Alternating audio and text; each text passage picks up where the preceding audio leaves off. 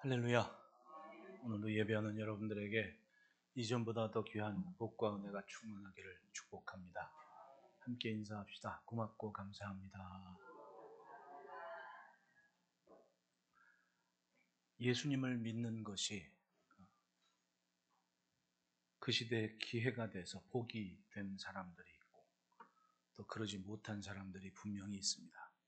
오늘도 신앙이 내가 예수를 믿는 것이 진정한 복이 되는 과정에 있는 사람이 있는가 하면 아무런 상관없이 살아가는 그런 사람들도 분명히 있습니다. 예수님께서 그 시대에 복음을 전하시면서 장차 그 시대와 함께 미래를 바라보실 때에 천국에 대한 것, 예수를 믿는 것, 그리고 천국에 가는 것은 좁고 협착한 길에 들어가는 것이고 좁은 문을 들어가는 것이라 찾는 이가 적다라고 말씀을 하셨습니다. 맞습니다. 예수를 믿어 천국에 이른다. 그것이 보편적인 사람들이 받아들이기 힘들고 또 그것을 굳이 생각하지 않아도 세상을 사는데 큰 문제가 없다고 생각하며 사는 것이 사실입니다. 노아가 방주를 대략 120년 동안 만들고 있을 때에도 사람들이 앞으로 살려면 저기에 동참해야 돼. 저곳에 들어가야 돼. 그렇게 생각하는 사람이 몇이나 있었습니까? 그렇게 많지 않았습니다. 혹시라도 그 거대한 방주를 노아의 가족만이 아니라 돈을 받고 그 일에 부역에 참여한 사람들이 있다고 칩시다. 일을 했어도 믿지 못한 사람들이 그만큼 많았다는 거예요. 결국은 방주에 들어가는 사람은 노아의 가족뿐이 없었다는 겁니다. 여러분, 예수님이 이 땅에 오시면서 하나님의 나라가 가까웠고 시작되었다.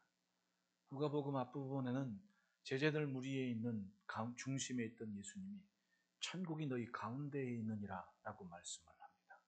그 말씀은 예수님을 믿음으로 이미 천국이 시작됐다. 하나님의 나라가 시작됐고 예수님은 그 하나님 나라의 복음을 전파하러 다니셨고 제자들을 보내셨다고 기록을 한 겁니다. 땅에 있지만은 하늘에 관심을 두고 살 수 있고 하나님의 뜻에 관심을 두고 살 수 있는 그러한 길이 시작됐고 그런 백성들이 이 땅에 살기 시작했다는 겁니다.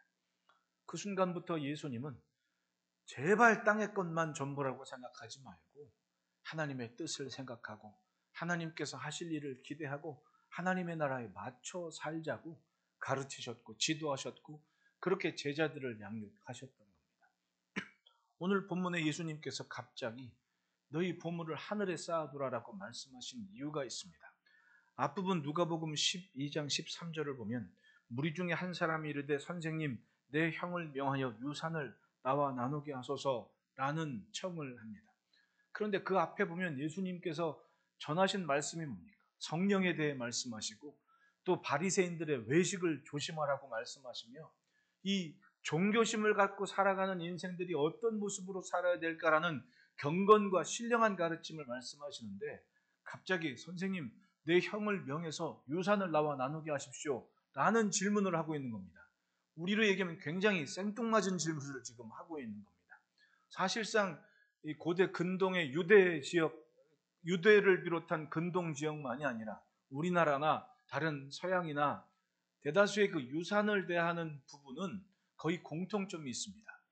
장남이 다 갔던지 아니면 장남이 전체 유산의 절반을 갔던지 둘 중 하나거든요. 그건 가령 지금처럼 둘 낳고 셋 낳고 큰 문제가 안 됩니다. 만약에 형제가 8명 아니면 한 타스 있어 보십시오. 형이 절반을 갔습니다. 나머지 아버지 재산 반 가지고 11명이 나눠가는 겁니다. 억울합니까? 안 억울합니까? 나도 자식인데 요즘 같은 재판하고 고소하고 난리가 나겠죠. 근데 고전에 의하면 고대 시대의 법들은 거의 근대까지도 거의 비슷하게 흘러왔습니다. 장남이 절반을 갖는 거거든요. 아마도 이 사람은 그런 부분이 억울해서 근데 예수님 말씀하시는 거나 예수님이 존중받는 상황들을 보면 예수님이 말씀하시면 뭔가 바뀔 것 같은 기대감을 가진 것 같습니다. 중요한 것은 예수님께서는 그의 중심에 생각을 하신 겁니다. 이 사람은 형제간의 우애건 전통이건 규례건 관심이 없습니다. 자기 욕심이었던 겁니다. 재물에 대한 마음. 그러니까 예수님께서 야, 있는 것도 팔아서 좋은 일하고도 천국 갈 마당에 넌 세상 것 가지고 그렇게 관심을 갖냐? 아마도 이런 의도 아니겠습니까?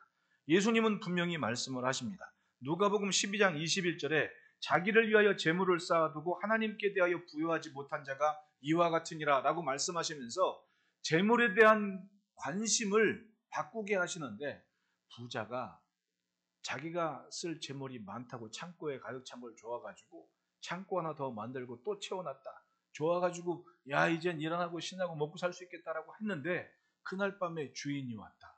와서는 하나님께서 하시는 말씀이 오늘 밤에 네 영혼을 취할 거다. 가져갈 거다라고 말씀하셨다. 그러면 그 재물은 네 것이 되겠느냐? 재물에만 욕심을 가진 심령에게 재물에 대한 관점에 대한 관심을 바꿔주신 거 아닙니까? 아, 땅에는 백날 쌓아봐야 그거 어차피 내 것도 아닐 수가 있구나라는 생각을 갖게 하신 겁니다. 그리고는 제자들에게 말씀한 겁니다. 들에 있는 풀을 봐라. 저거 누가 다 먹이고 누가 다 입혔느냐? 하나님께서는 하신다. 까마귀도 먹히신다. 그러니까 세상사의 관심보다는 더 높은 것, 더 귀한 것에 관심을 두게끔 하신 겁니다. 그리고 그 말씀대로 살아가는 종들이 복이 있다고 하신 거예요. 그 종들의 모습에 주인이 오실 때까지 기다리는 사람, 보물을 한데 쌓아두는 그런 사람들, 주인의 뜻에 맞춰 살고 주의 나라에 관심을 두고 가는 그런 사람들의 삶을 말씀한 겁니다. 서두에 말씀드렸지만 왜 천국 가는 길이 좁고 협착하겠습니까? 예수님 때부터 그랬다는 거 아닙니까? 갈수록 예수가 전부라는, 예수만이 생명이라는 그 귀한 믿음을 지키기 어려운 때가 됩니다. 1세기 교회 시대에 사도 요한께서 말씀하신 것처럼 우리는 하나님께 속하였을 때 저들은 악마의 지배를 받고 있다라는 말씀 아닙니까? 세상에 관심을 두는 만큼 점점 그 생각과 마음이 어두워집니다. 덮이는 겁니다. 아무리 예수님이 너희가 소금이다 빛이라 말씀하면 뭐합니까? 세상에 나가면 악마가 가만히로 덮어버립니다. 어둡게 만듭니다. 짠맛을 입게 만듭니다. 뭔가 관계에 열심히 활동해서 짠맛을 내고 빛을 내야 되는데 그럴 수 없게 만들어요. 2020년 신문에 나온 통계에 크리스찬 대학생들한테, 학생들 공부하면서 학교에서 주변 친구들한테 예수 믿는다고 교회 가자고 말하는 사람 있습니까? 한 사람도 없대요. 100명을 몰아도 한 사람이 없답니다. 그게 현실인 겁니다. 악마의 지배를 받는 세상에서 내가 예수 믿습니다라고 말할 수 있는 용기가, 그런 간절함이 사라지는 때가 됐습니다. 여러분, 좁고 협착하고 좁은 문이라고 합니다. 그만큼 예수 믿기 힘든 세상이 되어가는 게 맞아요. 부인할 수 없는 사실입니다. 이럴 때일수록 우리가 예수 믿는 것이 복이 되는 그 결실에 이르기 위해 필요한 것이 뭐냐는 말입니다. 관심을 하나님께 둬야 되고, 하나님의 것에 관심을 둬야 되고, 하나님께 속한 삶을 지키는데 관심을 두라는 겁니다. 내가, 내 마음이 향한 곳이 내 정체고 내 본심이라는 것. 그러니 여러분, 틈만 나면 기도하고 틈만 나면 성전에 오르고 하나님께 대한 관심을 가져야 됩니다. 제가 지난주에 우리 남녀전도회 기관자 회장님들한테도 말씀드렸지만 이제 10, 11, 12월 이 3달 가기 전에 기간이 기도 모임 해야 됩니다. 아침에 새벽 예배 때 조찬으로 모이든, 저녁 시간에 일과 마치고 주말에 기도회로 모이든, 여러분 여기 앉아 계시는 분들도 일주일 3일 금요일 저녁부터 주일 저녁 때까지는 절대적으로 가정과 목장을 위해 헌신하시기를 바라요. 헌신하라는 겁니다. 헌신. 몸을 바치라는 겁니다. 가정과 주일에 몸을 바치는 시간이 많지 않습니다. 여러분. 근데 그것이 흐려지면, 그것이 세상에 덮여지면 악마의 지배를 받는 세상에 어떤 모습으로 살 겁니까? 존 낙스가 그런 말을 했습니다. 기도하는 한 사람이 기도하지 않는 한 민족보다 강하다고. 네. 제네바의 피신에 있던 존 낙스가 칼빈의 청을 받았습니다. 당신 빨리 스코틀랜드로 돌아가라. 거기서 복음을 외치라. 여러분, 스코틀랜드 여왕이었던 메리 여왕은, 여러분 세계사에 아시죠? 피에 메리. 얼마나 예수 믿는 사람을 죽였습니까? 또 자기 정권을 위해서. 가톨릭의 수호자라고 얘기하면서. 거기 가서 말씀을 전하라고 했습니다. 네? 메리 왕이 한 얘기가, 나는 100만 군대보다 낙사 한 사람이 무섭다. 그렇게 얘기할 정도였습니다. 예, 목숨 바쳐 복음을 전했습니다. 그리고 기어이 스코틀랜드를 복음화하지 않았습니까? 그건 칼빈도 못했고 루터도 못한 거였습니다. 그 사람이 관심을 갖고 하나님께 기도를 한 겁니다. 스코틀랜드를 내게 주십시오. 아니 뜬금없이 자기가 잘 가르치고 잘 배우고 같이 생활하다가 칼빈이 당신 빨리 스코틀랜드 돌아가십시오. 그때 기도하는 기도가 그겁니다. 하나님 스코틀랜드를 내게 주십시오. 아니면 내게 죽음을 주십시오. 그리고 간 거예요. 관심을 하나님께만 두고 그렇게 외쳤더니 하나님은 정말 스코틀랜드라는 땅을 그 심령이 전하는 그 종이 외치는 말씀에 다스림을 받는 나라로 만들게 된 거 아닙니까? 역사적으로 한번 살펴보면 대단한 일이 많은 겁니다. 그러니 여러분, 우리가 살아가는 삶이 그저 단순히 덮여지고 지워지고 잊혀지는 인생이 있는가 하면 야, 이분 정말 대단해 할 만한 이야기가 적어도 나와 가장 가까운 관계에는 있어야 될 거 아닙니까? 내가 무엇에 관심을 두고 사느냐예요. 무엇에 관심을 두고 사느냐. 중요한 건 지금 우리가 천국을 향하고 있고 하나님의 손길에 쓰임받고 있는 삶이라는 겁니다.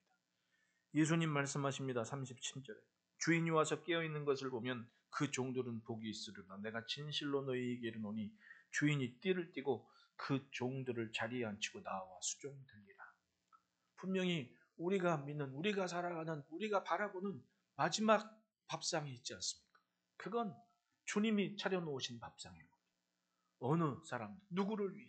예, 이 땅에서 하나님께 관심을 두고 주의 일에 관심을 두고 주를 높이고 살아가는 그 종들을 위해서는 마지막 밥상이 준비되어 있는 겁니다. 주님이 수종도는 밥상. 앉히고 주님이 수종을 들어주시겠다고 하시는 거예요. 얼마나 의미 있습니까? 다윗은 얘기했습니다. 원수의 목전에서 내게 상을 베푸신다고. 다윗은 그렇게 살아본 사람 아닙니까? 전쟁터에 늘 살아왔고 사울이 아무리 자기를 죽이려 해도 하나님의 뜻에만 관심을 두니까 자기 힘으로 인간적인 힘으로 뭔가 하려 하지 않았습니다. 그저 순리대로 하나님의 은혜를 기다리면서 자기가 15년을 도망 다녔어도 내 앞에서 사울을 죽일 만한 기회가 있었어도 하나님이 하시는 일을 기대하는 마음, 즉 하나님께 관심을 두고 견디는 모습을 하나님이 아셨던 겁니다. 그리고 전쟁에 나가는데 싸울 때마다 이깁니다. 야, 이거 신기하네. 사울이 못하는 걸 다윗이 하고 있습니다. 백성들이 다 알고 있습니다. 그렇습니다. 다윗은 그 자리에 앉아봤습니다. 자기가 밥상을 차려놓고 잔치상을 차렸는데 거기에 딱 앉아있고 자기한테 진 나라의 적장들과 원수들은 전부 다 무릎 꿇고 머리 풀고 앉아가지고 무릎 꿇고 있는 겁니다. 다윗이 그걸 알지 않습니까? 주께서 원수의 목전에서 내게 상을 베푸시니 마찬가지입니다.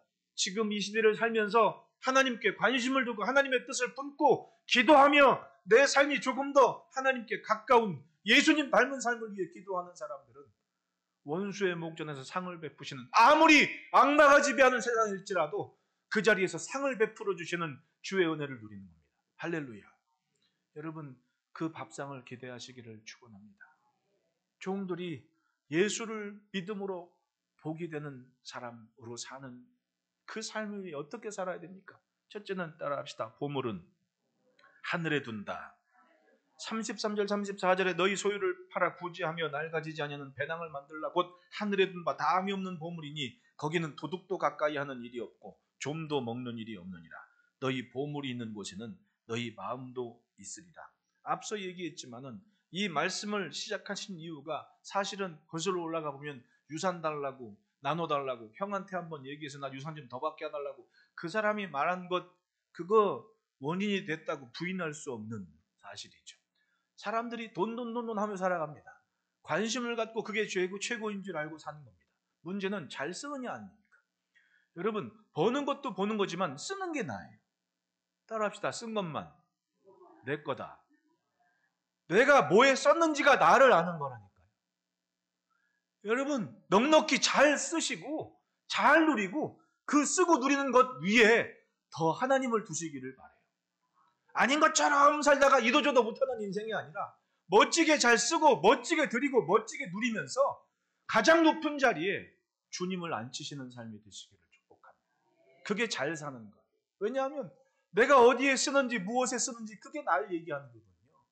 뭘 벌었는지 사실은 그것도 중요한데 따지고 보면 내 정체성은 뭐에 쓰는지가 나예요. 무엇보다 주의 일에 헌신하는 모습을 갖추시기를, 지켜가시기를 축원합니다.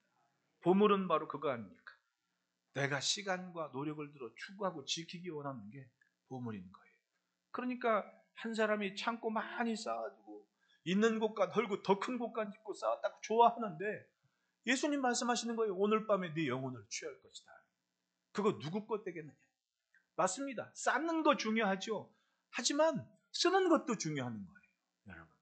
그 잘 쓰는 것이 결국은 주님이 칭찬하시는 복된 종의 모습이라는 겁니다. 예수님이 복음을 전하러 이것저것 다니셨습니다. 혼자 다니셨습니까? 30년 목수 일 하셨다고 기록하지요. 목수였다고. 나사렛 목수의 아들 아니냐. 목수로 사셨을 겁니다. 그런데 예수님이 30살 지난 다음에 말씀 가르쳐 다니니까 동생들이 쫓아다니면서 비난을 했습니다. 아니 장나무 돼가지고 어딜 저렇게 돌아다니냐고 미친 거 아니냐고. 그런데 예수님은 아무런 동요 없이 그저 말씀을 전하시는 겁니다. 심지어는 가버나움에서 말씀 전하는데 말씀 듣는 사람들이 제자들이 막 예수님 엄마하고 형제들이 동생들이 저 앞에 왔어요. 예수님 말씀하지 않습니까? 누가 내 형제요 자매요 모친이냐? 하나님의 말씀을 쫓는 너희가 형제요 자매요 모친이다. 가족 관계를 바꿔버렸습니다. 예수님이. 그만큼 주의 일에 집중을 하셨거든요. 그러면 일하면서 한 것이 아니라 그 다니셨는데 도대체 그 매일매일을 누가 먹여 살리냐는 거예요. 누가 먹여 살리냐는 겁니다. 누가는 그걸 알고 있습니다. 누가복음 8장 3절에 헤롯의 청지기 구사의 아내 요한나와 수산나와 다른 여자가 함께하여 여러 여자가 함께하여 자기들의 소유로 저희를 섬기더라. 자기들의 소유로 저기를 섬기더라. 적어도 이 여인들은 자기들이 가지고 있던 재물을 어떻게 쓸지 관심을 찾았습니다. 그래 저분이라면 이 나라가 바뀌고 우리의 삶이 바뀌고 답답함이 해결되는 뭔가가 있을 것 같다. 이 여인들이 은혜를 받고 주님 곁에서 그들을 후원하기 시작했습니다. 그랬더니 여러분 사도행전을 보면 예수님이 십자가를 지신 후에 처음 교회의 모습을 인원수를 얘기해줘요. 몇 명이 모였습니까? 마가의 다락방에서 120명이 모였다. 그래서 120문도라고 하지 않습니까? 성령을 기다리라고 모였는데 120명이 딱 모여있는 겁니다. 그럼 그 사람들은 언제부터 나온 사람들이에요? 따지고 보면 예수님 복음 전하고 시작하실 때 막 기적도 행하시고 다 막 수천 명이 됐다 그러잖아요. 근데 십자가 딱 지시는 순간 말씀을 그렇게 외치고 들었는데도 제자들도 못 알아먹었는데 사도들도. 그럼 말귀를 못 알아먹고 다 뿔뿔이 흩어진 겁니다. 수천 명이. 그럼 남겨진 사람들은 뭐예요? 그래도 예수님 말씀인데. 그래도 예수님 어디 가셨겠나? 그리고 미련이 있던지 뭘 했던지 하여튼 이 사람들은 모여서 약속하신 성령을 기다리는 그 말씀 따라서 거기서 기다리고 있었습니다. 그 사람들이 120명이었던 거예요. 그러면 적어도 예수님이 옮겨 다니실 때의 과정을 한 3년 과정을 한번 생각해 봅시다. 누가 어떻게 그 사람들을 먹여 살렸냐고요. 사회학자들이 연구를 해보면 적어도 예수님이 가버나움에서 예루살렘까지 이마을 저마을 다니실 때 12명이 아니라 150여 명 정도가 무리를 이루어서 갔다고 기록을 해요. 논문에. 그럼 여러분 120명이 뭐 먹고 살았냐는 얘기입니다. 누가는 그 답을 주고 있는 겁니다. 헤롯의 즉 왕궁에서 일하는 관리 중에 구사라는 사람이 있는데 그 사람 아내가 예수를 믿었다. 그 사람 이름이 요한나다. 그러니까 성지답사나 아니면 유럽이나 어디 가면 요한나라는 이름의 기념교회들이나 이런 게 막 많아요. 건물도 있고. 그 요한나를 얘기하는 거죠. 그리고 수산나와 다른 여러 여자가 함께하여 자기들의 소유로 저희를 섬겼다. 적어도 이 사람들은 단순히 쌓고 모아두고 그게 목적이 아닌 사람입니다. 이때가 바로 이것을 위함이 아니냐.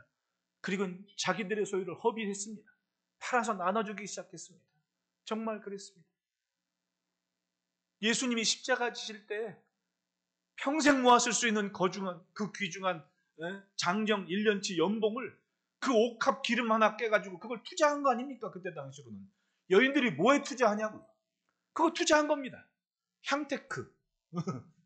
향테크 한 거야. 쉽게 말하면 향기 있는 유향 다 모아가지고는 그거 모아가지고 야 이거 가지고 있다가 얼마에 팔아야지. 그거 한 거예요. 근데 그걸 깨뜨려서 예수님의 머리에 붓고 발에 묻었다 하지 않습니까? 관심이 달라진 겁니다. 관심이. 보물을 하늘에 쌓아두어서 새지 않는 배낭을 만들어 놓는 모습이 바로 그거 아니었습니까? 관심을 주님께 두고 주의 일에 동참을 하고 주의 일에 사용을 했던 거예요. 따라합시다. 잘 쓰는 것도 복이다. 여러분 보세요. 우리나라 경제가 건강한 것도 잘 쓰는 사람들이 많아서 경제가 건강한 거 아니에요? 요즘 젊은이들이 얼마나 잘 씁니까? 요즘 젊은이들은 마트도 잘 안 갑니다. 무조건 편의점에서 다 사요. 그러니까 좀 어지간한 동네 편의점은 어떤 편의점은 우리 예배당만한 편의점도 있습니다. 편의점에 택배도 보냅니다. 저는 연세점 세대라 연세점. 저 어릴 적에 물건 사려면 연세점 갔거든요. 연세점 가면 거기서 아저씨가 두부도 한 모씩 잘라주고 콩나물도 이만한 데서 해서 신문지에 담아주고 그런 문화를 연세점 세대인 제가 편의점을 보고 있다는 게 참 놀랍지 않습니까? 진짜 대한민국 만세예요. 얼마나 어른들이 열심히 살았으면 그런 격변하는 것을 피부로 느껴가는 그 얘기를 할 수 있다는 것도 대단합니다. 연세점 모른 척하고 앉아 계시는데 알만한 사람은 내가 다 알아요. 네. 지금 편의점 가보십시오. 젊은 친구들이 얼마에 사나 이게 관심이 없습니다. 그건 지금 나는 이게 필요해. 그럼 사는 거예요. 가격이 얼마냐가 아닙니다. 야 이거 우영마트 가면 서울 시내에서 제일 싼 물건이 우영마트라 다 있다면서요. 나 그거 신문에도 나왔습니다. 서울 시내 채소값 중에 제일 저렴하게 살 수 있는 시장이 신창시장 우영마트래. 유명합니다. 근데 요즘 젊은이들이 그렇게 따지냐 이거예요. 그냥 편의점 가면 다 있습니다. 그 몇백 원 차이로 그렇게 움직이지를 않아요. 자기 자신의 생활에 삶의 질에 더 관심이 많은 때가 돼버린 겁니다. 그러니까 경제가 어렵네 하지만 돌아갈 건 돌아가는 거예요. 만약에 안 쓰고 다 저축만 해보십시오. 국가 경제의 위기가 오지 않습니까? 대한민국 사람들은 정말 신기한 뭔가가 있는 사람들이. 나라 벌써 97년, 98년도에 망했어야 되는데 세계 경제인들이 생각지도 못한 변수가 있었습니다. 장롱 깊숙이 숨어있던 금반지 이런 걸 무시를 못했던 이걸 계산에 못 넣었던 거지. 근데 갑자기 98년도에 장롱 속에 어디 신발장 밑에 장판 밑에 있던 금부츠들이 막 나와가지고 경제 위기를 탈피한 나라가 우리나라입니다. 그런 나라가 세계에 어디 있겠냐고. 여기밖에 없습니다. 자, 마주보고 인사합시다. 대단하십니다. 그 사람들이 예수까지 믿었으니 얼마나 대단한 일이 펼쳐집니까? 여러분 관심을 하나님께 두고 주의 일에 관심을 둬야 됩니다. 나와 상관이 없는 것이라 아니라 주님께 관심을 두고 주의 것 주의 나라에 관심을 둔 사람들이 뭔가를 해내는 것이 지금 우리 세대의 모습입니다. 아무리 세상은 악마의 지배를 받는다 하지만 하나님의 사람들이 이 땅에 있음을 점유하고 있음을 부인할 수 없는. 보십시오. 딱 한복판에 자리를 딱 차지하고 이 땅은 교회입니다. 얼마나 멋집니까? 그거는 바로 관심을 둔 사람들이 있기 때문에. 그러니 여러분, 내가 주 앞에 헌신하는 모든 일은 하나님의 기억 속에 있다는 걸 믿으시기를 축복합니다. 히스기야도 병들어 죽게 됐을 때 뭐라고 기도했습니까? 하나님, 이제껏 내가 하나님 앞에 해온 선한 일이 있지 않습니까? 그것 생각하셔서라도 나를 좀 살려주십시오라고 기도하잖아요. 즉 하나님께서 돌이켜보니까 하나님이 기억하시는 게 있을 거 아니냐. 그게 뭡니까? 그것이 결국은 주께로 향한 헌신이었고 주님 앞에 몸부림친 기도의 시간이었고 하나님의 나라를 위해 요만큼이라도 감당한 그 한 귀퉁이라도 감당한 그것을 나는 잊었는데 하나님은 기억하고 계셨다는 겁니다. 그러니까 15년을 더 살게 해주지 않습니까? 할렐루야. 관심을 하나님께 두는 것이 그래서 중요한 겁니다. 그러니 여러분 교회에서는 좋은 것 드리고 좋은 거 사용하고 그래요. 그런 거. 뭘 쟁여두고 그러지 말고 그냥 그때그때 가장 좋은 걸로 대접하고 나누고 섬기면 좋겠습니다. 그게 보물을 하늘에 쌓아두고 새지 않는 배낭을 만드는 거라니까요. 그러니까 여러분 가진 것을 가졌으면 사명인 줄 알고 더 주 앞에 아름다운 헌신이 있는 지혜를 발휘합시다. 예수님의 말씀은 바로 천국 공동체를 위한 모습이었던 거예요. 그러니까 이 여인들의 헌신이 복음의 대로를 만들어가지 않습니까? 선교사님들이 당장에 저 다바오에서 아니 어떻게 1년 만에 그 3층짜리 건물을 짓겠습니까? 아무리 필리핀이라고 한들 나무까지 얽히게 세워가지고 500만 원 짓고 그런 돈이 아니지 않습니까? 그건 말 그대로 철근 세우고 콘크리트 하고 블록 세우고 계단 만들고 창문 에어컨이 다 있거든요. 근데 딱 1년 걸린 겁니다. 그 사람들이 한 겁니까 거기서? 아니 광고 듣고 헌신하는 사람이 뭐 우리 교회도 여러 집사님 계십니다. 막 그분들이 이것 좀 보태십시오, 보태십시오. 그거 보물을 하늘에 쌓아놓은 것이라고 예수님께서 직접 말씀하신 겁니다. 사람의 힘이 아닙니다. 주의 일은 하나님이 하시는 뭔가를 본다는 거예요. 둘째로는 따라합시다. 오실 주님을 기다린다. 35절 36절에 허리에 띠를 띠고 등불을 켜고 서 있으라. 너희는 마치 그 주인이 혼인집에서 돌아와 문을 두드리면 곧 열어주려고 기다리는 사람과 같이 되리라. 네, 주인이 혼인집에 갈 때 나 몇 시 올 때 그렇게 말하고 가지 않습니다. 종이 아무리 궁금해해도 그건 주인 마음인 거예요. 근데 정말 복된 종은 주인이 언제 올진 몰라도 올 것을 아니까 깨어 기다리고 있다. 이 말씀을 하시는 거거든요. 사실 이때 당시에 우리 권사님들 성기답사 갔을 때 이스탄불에서 외곽에 그 호텔 홀리데이인 호텔에 있을 때 거기 결혼식이 있었잖아요. 해지고 한 4시쯤 우리 도착하니까 거기 난리 났잖아요. 막 아주 세상 이스탄불에서 제일 비싼 차는 딱 거기다 모인 것 같아. 막 모여가지고 막 스포츠카도 오고 뭐 깡통 달고 막 이런 난리 났잖아. 왜? 해질 때 잔치를 시작해. 거기는 날이 뜨거운 동네라. 그 해질 때 시작해가지고는 밤새워 노는 겁니다. 이스탄불만이 아니라 근동 지역에는 모든 나라는 그래요. 가끔 세상은 넓다 한번 터키나 이런 근동 지역 보십시오. 결혼식 한다 그러면 해진 다음에 잔치예요. 해진 다음에 잔치라는데 그렇게 요란법석하게 되는 겁니다. 밤새워 논대. 어떻게 그럴 수 있나 몰라? 밤새워 논대 해뜰 때까지. 그러니까 주인이 언제 올지 압니까? 종은 모르는 거예요. 뭐 주인이 가면서 나 조금 놀다 올게. 종한테 누가 그럽니까? 나 간다. 그럼 가는 거예요. 근데 종은 하염없이 기다리는 게 이때 당시의 모습인 겁니다. 언제까지 기다려야 될지. 그러나 관심이 주인에게 있으니까 종은 어떻게 돼요? 언제가 중요하지 않습니다. 내가 할 일은 기다리는 것. 근데 우리가 예수 믿으면서 그 믿음으로 지금 산다는 거예요. 성경을 보십시오. 제일 끝에 뭐라고 기록합니까? 제일 끝 편이 뭐예요? 누가 물었더니 가죽 껍데기요. 그렇게 얘기하는데 가죽 껍데기 말고 제일 끝에 있는 성경 말씀 끝이 요한계시록 22장 뭐라고 써 있는지 봅시다. 22장 20절 21절 시작. 이것들을 아멘 주 예수의 오시옵소서. 주 예수의 은혜가 모든 자들에게 사실상 밤모습에 유배됐을 때 사도 요한께서 마지막으로 그 소아시아 지역의 교회들을 향해서 말씀하신 거 아닙니까?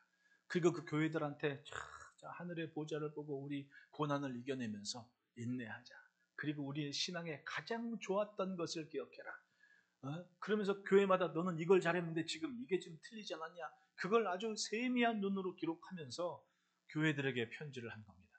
그리고 장차 있을 일을 말씀하죠. 뭐 나팔이 불리고 여러분 주일날 내가 내 귀로 설교를 들을 수 있는 게 얼마나 큰 기쁨이에요, 여러분. 나팔 소리가 내 귓등을 때리고 있다는 거예요. 믿으십니까? 그 나팔 소리를 듣는 사람이 있고 못 듣는 사람이 있다니까요. 얼마나 통탄할 일입니까? 그러니까 사실은 예배 시간에 보면 내 건강을 알아요. 영적인 건강을. 저도 그 느낌, 임상, 제가 목회를 하면서 느꼈고, 저희 앞에 목회하신 선생님이나 의원들도 얘기지만은, 절대적으로 성도의 건강은 설교 시간에 보면 안다고. 왜냐하면 설교 시간은 나와 청중이 1대1로 아이 컨택이 되는 시간이거든요. 내가 저 멀쩡히 시계를 보고 있지만, 내 얼굴은, 내 눈빛은요, 내 낯빛은 여러분들의 시선이 한 곳에다 쏠려 있단 말입니다. 예? 난 여러분들의 눈빛이 레이저가 아닌 걸 감사해요. 레이저였으면 다 사라질 거야, 내 얼굴 막 그냥. 내가 그래서 기미가 생기나 봐. 이게. 여러분, 말씀이 선포되는 시간에 정신을 차리지 않는다는 것은 마음이 딴 데가 있다는 거예요. 밥을 먹는 시간에 마음이 콩밭에 가 있으면 건강합니까? 그렇잖아요. 근데 뭐 수십 년 앞자리에 앉았다고 자부해봐도 앞자리에 앉아도 자는 사람이 있어요. 그 사람 1년 못 가 사고 칩니다. 농담이 아니고. 정말 그래요. 여러분들은 모르죠. 나만 보고 있으니까. 나는 압니다. 여기에 몇 명이 앉아있든 그 사람과 나는 낯빛을 대하는 사이니까. 그런데 맞아요. 설교 시간에 누군가 막 딴짓하거나 졸거나 그러면 마음이 쓰이는 겁니다. 야, 저 사람 큰일 났는데. 근데 어떤 사람은 잠깐이야. 너무 피곤해서 일이 많아가지고 한두 번 그런 사람이 있는가 하면 습관인 사람이 있습니다. 이게 습관이 되잖아요. 야, 저 사람이 불안한데. 근데 그 사람이 한 석 달 지나면 이제 습관이 되는 겁니다. 앉기만 하면, 설교만 시작하면 계시를 받는 거야. 이러면 불안해집니다. 그럼 어떻게 됩니까? 1년 못 넘겨요. 정말입니다. 이건 진실, 내 임상 목회의 경험인 거예요. 하늘의 양식이 선포되는 시간인데 사도 요한은 그 양식을 베풀고 나누면서 관심을 갖게 하지 않습니까? 주님은 다시 오신다. 그리고 얘기한 거예요. 아멘 주 예수에 오시옵소서. 마지막 절은 사실은 축도와도 마찬가지니까 그걸 빼면 성경의 마지막 말이 아멘 주 예수여 오시옵소서라는 말이라는 겁니다. 고난과 박해와 기근과 어려움에도 오실 주님께 집중하라고 말씀을 한 겁니다. 그렇게 교회는 그 시대의 환난과 어려움을 이겨냈습니다. 왜? 주님이 오시는 걸 믿으니까. 여러분 언제 오실지 압니까? 모른다니까요. 관심이 없습니다. 어쩌면 정확한 걸 요구하니까 우리는 힘들어요. 애들한테 뭐 사준다고 약속하면 뭐래요? 언제? 아주 어린 초등학생은 유치원생은 몇 시에까지? 어릴수록 그걸 정확하게 좀 알려줬으면 좋겠어. 엄마가 뭐 해준다 그랬는데 그날을 기다리는 게 너무 힘들어. 그치 지훈아. 몇 날인지 이걸 날짜를 좀 정해줬으면 좋겠어. 이게 속이 후련한 것 같아. 애들도요 신앙이 다 생각할 게 많고 고민도 많아요. 나 오늘 예배 오기 전에 한참 웃었어요 마음이. 왜냐하면 시엘이가 이제 멀리 이사를 간 건지 갈 건지 모르겠지만 지금 애매한 상태인데 하지만 지금 학교를 이미 전학을 가가지고 저 이모네 집에서 같이 있으면서 학교를 다니고 주일만 이렇게 온단 말입니다. 오늘 시엘이 갔다 와서 목사님 제가 어쩌면 다른 교회 갈 수도 있을 것 같아요. 그래서 내 마음에 가슴이 좀 철렁하죠. 근데 어떻게 저 강 건너로 가는 걸 그래 시엘아 그러면 기도를 하자. 딱 그랬더니 시엘이가 갑자기 정색을 합니다. 잠깐만요. 안 갈 수도 있거든요. 내가 얼마나 웃었는지. 얘도 지금 머릿속에 엄청나게 애들이 앉아있다고 하면 그냥 앉아있다고 생각하지 마십시오. 저 예서도 그냥 앉아있는 게 아닙니다. 내가 그러지 귓등으로 들어도 듣는다고. 뭔가 생각이 있고 마음이 있고 뭔가 자기 나름대로의 신앙에 그 뭔가는 가지고 여기서 양육을 받고 있는 겁니다. 우리는 안 그렇습니까? 그런데 그 관심이 무엇 때문입니까? 따지고 보면 신앙이 같아지는 거예요. 기대하는 게 같아지는 겁니다. 생각이 같아지는 겁니다. 아멘 주 예수에 오셔서 이 한마디에 1세기 교회는 정신 차리고 주님 오신다는 믿음을 가지고 내가 할 수 있는 것, 내가 감당할 수 있는 그것을 기대감을 가지고 감당하며 그때를 이겨냈던 겁니다. 우리는 안 그렇습니까? 맞습니다. 지금 내가 감당하는 것, 내 은사와 내 모습이 가장 값진 것, 나는 지금 그걸 감당하고 있다. 언제까지? 주님이 언제 오실지 모르니까. 오실 주님을 믿는 믿음으로 오늘 여기 있다. 그러니까 사실은 오늘이 제일 아름다운 날이어야 되는 거예요. 안 그렇습니까? 오늘 가장 심도 있게 가장 힘있게 말씀을 전해야 되는 날입니다. 목사한테. 같이 예배하는 우리들에게는 오늘 가장 아름다운 모습으로 주 앞에 서는 시간이 되어야 됩니다. 왜? 당장에 나 예배 끝나고 주님 오실 수도 있으니까. 이것이 오실 주님을 기다리는 신앙 아닙니까? 내가 예수를 믿은 다음부터는 주님이 다시 오실 시간까지 주님이 내게 주어진 시간입니다. 주님은 이 시간의 삶을 보고 계시고 확인하고 계십니다. 그리고 마지막 날을 약속하시는데 그것이 37절 아닙니까? 내가 다시 올 때에 그 종들을 멋지게 밥상 차리고 내가 나와서 수종을 들어줄 거야. 깨어있는 종, 관심을 주님께 두고 있는 그 종을 하나님께서 복되게 하시는 겁니다. 그리고 여러분 멋지게 사명 감당해서 직분 감당해서 그 은혜에 참여하시기를 축복합니다. 제가 친구가 노아 방주 보고 왔다고 미국 가서 그 얘기를 막 하고 나서 둘이서 이런저런 이제 느낀 점 얘기하면서 하는데 노아가 방주를 졌단 말입니다. 근데 노아가 방주를 진 이유가 뭐예요? 창세기를 보면 6장에 그러나 노아는 여호와께 뭘 입었더라? 은혜를 입었더라라고 얘기를 해요. 그럼 여러분 은혜를 입은 게 뭡니까? 은혜를 입고 잘 살아보세요 하면서 뭐 편하게 산 삶이 아니었던 거예요. 은혜를 입었는데 거기서 뭘 했습니까? 네? 100년 넘도록 방주를 만들었어요. 이게 성경이 말하는 비결인 거예요. 여러분 성전에서 직분을 맡고 내가 오늘 목사로, 장로로, 집사로, 권사로 사는 걸 감사하시길 바래요. 그건 기회입니다. 주님이 다시 오실 시간까지 나를 각별하게 살피시겠다는 약속이고 기회인 거예요. 안 그렇습니까? 은혜를 입은 노아는 방주 맞는 일, 남들 안 하는 일을 했습니다. 뭡니까? 주의 말씀을 따라 사명을 감당하는 독특한 삶을 사는 거예요. 그게 은혜였다면 우리는 얼마나 큰 은혜를 지금 입고 있습니까? 여전히. 그러므로 다시 오실 주님을 기억하며 조금 더 주의 일에 관심을 갖고 은혜 받은 만큼 헌신하고 사용되는 복된 삶이기를 축복합니다. 셋째로는 따라합시다. 복된 곳을 복되게 한다.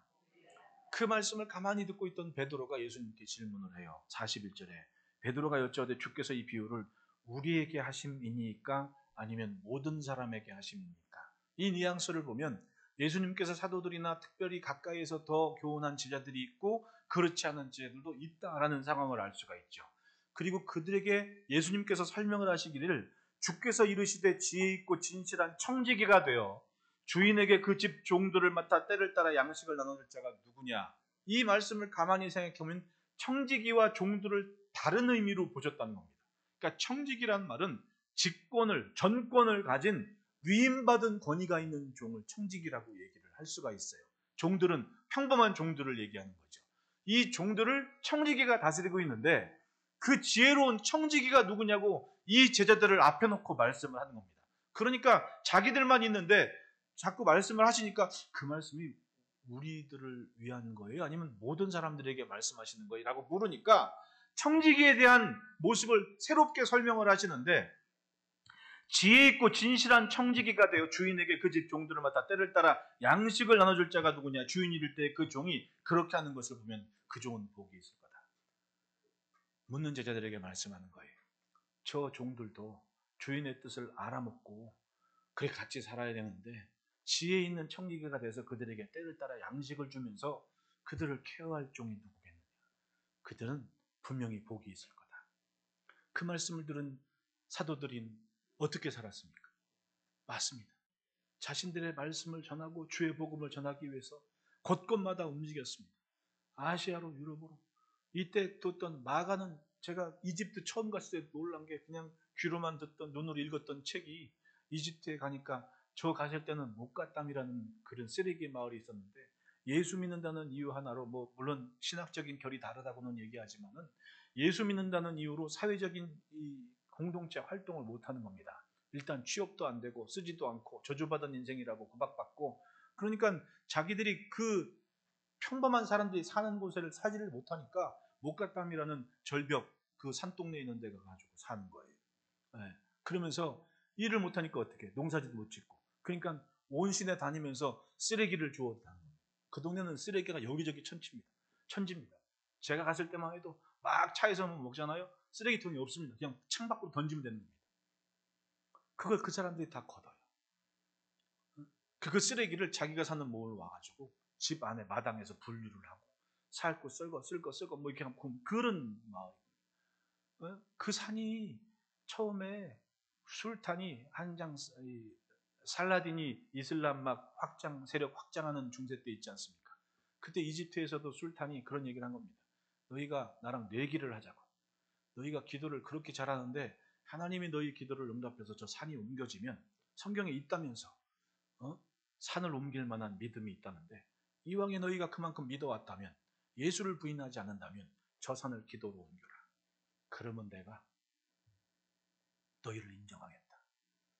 그때 마가의 가르침을 받던 제자들이 기도를 하고 이렇게 저렇게 하면서 거기는 구두수성공이나 이런 사람들을 굉장히 존중을 해요. 마가가 그 일을 했고 마가의 은혜를 받은 사람이 구두수성공이었다는 이런 얘기를 가지고 그리고 막 기도를 했는데 일주일을 줬는데 일주일을 막 기도를 했는데 산이 그대로 있다는 겁니다. 여러분 일주일 기회 받았는데 6일 밤까지 산이 그대로 있으면 이 속이 어떻겠냐? 믿긴 믿는데 기도하면서도 저게 왜 안 움직일까? 근데 7일째 됐는 한 새벽에 갑자기 쪼꼬가 소리가 나더라는 겁니다. 그 목가땀이라는 게 그 의성어예요. 목가땀. 비슷한가? 응? 근데 그게 이집트 사람이 듣기는 발자국 걸음 소리라고 해요. 산이 진짜로 쫙 하고 통째로 옮겨진 거예요. 그게 그 사람들 산 신앙인 겁니다. 거기 갔더니 거기서 일하는 사람이 나한테 사진을 이렇게 찍고 있는데 자기가 좋은 거 하는 동안 누우라고. 왜 여기 길바닥에 누우라고 그러냐고. 아이, 글쎄 누우라고. 그게 시키는 대로 고분고분 누웠더니 야, 천장에 그 카톨릭에서 얘기하는 성흔이라 그러잖아요. 그 모습이 쫙 있는 겁니다. 예수님 얼굴 부조. 그러니까 왜 그러잖아요. 달력 봤을 때도 저게 예수님 얼굴이라고 몰라. 그런데 누가 와서 저거 예수님 얼굴이라고 보이잖아요. 그런 거일 수도 있어. 근데 어떻게 천장에 그 모습이 누가 사귄 것처럼 있는지 참 신기한 동네였습니다. 그 경험을 제가 했던 거예요. 신앙은 때와 장소는 다르지만 분명히 어디에 관심을 두고 있느냐는 분명해요. 그 흔적을 남기게 되는 거예요. 시대는 어느 때인지를 모르지만 제자들은 그렇게 가는 곳곳마다 이집트, 아프리카가 됐건 유럽이 됐건 사도 요한 보십시오. 맡겼다고 끝냈습니까? 관심을 두고 기도했더니 꿈속에서 마게도냐 사람이 건너와서 나를 도우라고 하니까 건너가잖아요. 그건 뭐냐면 양식을 나누기 위해서, 내가 감옥에 있어도 편지를 써서 성도들을 위로하고 힘있게 하기 위해서 때를 따라 양식을 나눠주는 지혜로운 종들의 사명을 이 사도들은 잘 감당했다는 겁니다. 보십시오. 우리가 복음을 전하고 주일에 관심을 두고 사는 그 모습을 천사도 흠모한다고 표현해요. 찬송가에서. 찬송가 508장 후렴에 뭐라고 해요? 주에게 부탁하신 일은 천사도 흠모한다고 그러지 않습니까? 이래봬도 우리는 천사가 부러워하는 인생인 거예요. 할렐루야. 옆에 사람 2초만 쳐다보십시오. 이 얼굴이 천사가 부러워하는 얼굴이라니까요. 천사가 부러워하는 얼굴. 내가 주의 일에, 주의 뜻에 관심을 갖고 살아가는 이 모습을 천사도 부러워한다는 겁니다. 우리가 직분을 받고 이 시간에 예수 믿는 믿음에 주의 뜻에 관심을 갖고 살아가는 이 모습이 천사가 부러워하는 모습입니다. 주님은 어쨌든 악한 종이나 지혜로운 종이나 분명히 주님 주어주신 시간을 살아요. 우리도 마찬가지입니다. 다시 오실 주님을 기다리며 오늘 여기에 살고 있습니다. 그러면 주님이 오셔서 점검하고 확인하시고 기억하면서 뭔가 갚아줄 것이 있는 삶이 지금 우리의 삶이라는 거예요. 믿으십니까? 기왕이면 내가 믿은 것이 내 가장 가까운 관계에서부터 복이 되어 그 복을 누리는 은혜로운 삶이 되시기를 축복합니다. 기도하겠습니다.